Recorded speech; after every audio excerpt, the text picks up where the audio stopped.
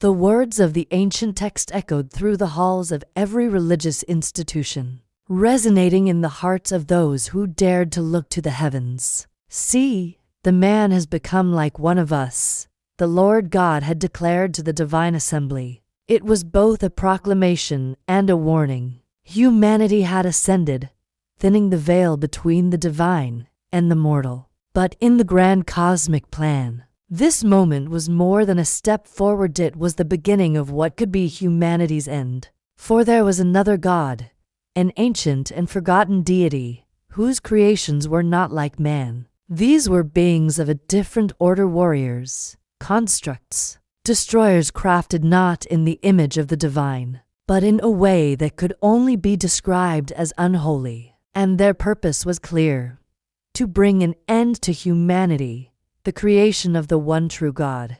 This conflict had begun long before mankind even realized it. In the shadows of the stars, a plan was set in motion, and that plan was now arriving in the form of a celestial object named 3i Atlas. The entity who created humanity was the God of life, of light, of love. He breathed life into man, shaping them with compassion and purpose.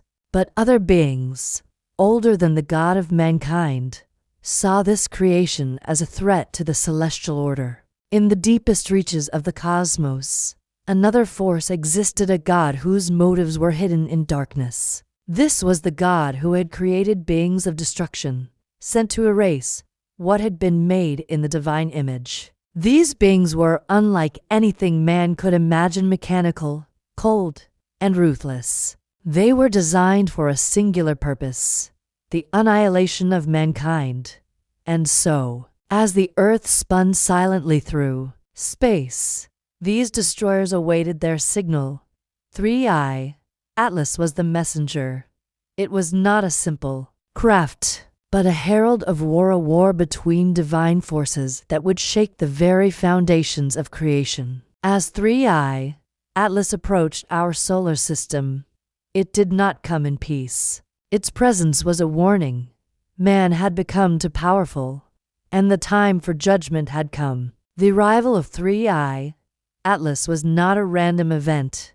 It was the sign of a much deeper cosmic struggle, a divine war fought for eons in the unseen corners of the universe. The creator of humanity, the Lord God, had known his creation would face challenges from forces beyond comprehension. But he had also made a promise: man would not be unprotected. In the wake of a powerful solar flare that struck 3i Atlas, something unprecedented happened.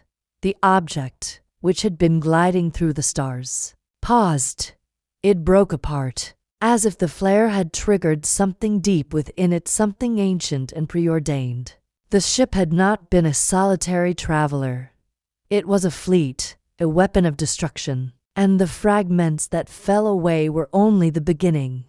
In the ruins of the craft, hidden in the broken pieces left over from the breakup, was a message. We are the ones who were sent to destroy. We are the chosen instruments of the other God. The one who created us will not allow man to prosper.